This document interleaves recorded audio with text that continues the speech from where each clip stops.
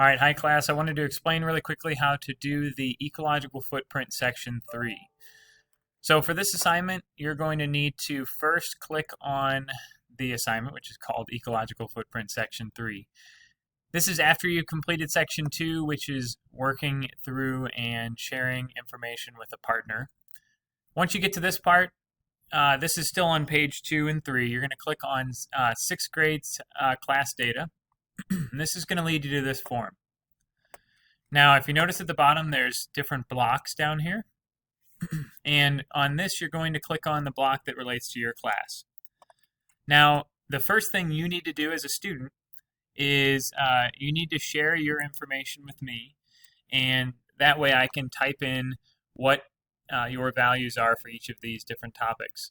So let's just say, for instance, Nolan has 4 Earths and 10 hectares and 11 tons of carbon.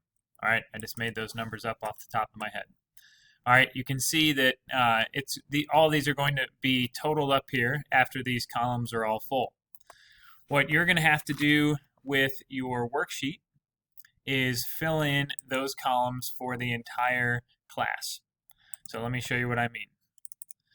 So for section 3, this is going to be the area that you fill in once you've calculated everything over here. So you're going to write each student's name in here.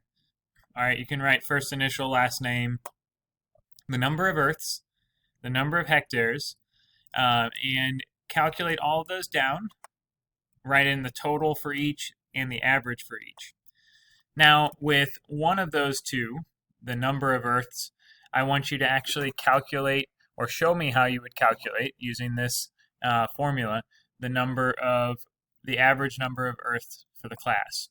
Okay, so for calculating an average, you're always going to take the total, which is going to be in this column, divided by the total number of individuals. In this case, it's over here, 13, divided by those two things, and you're going to get to your average.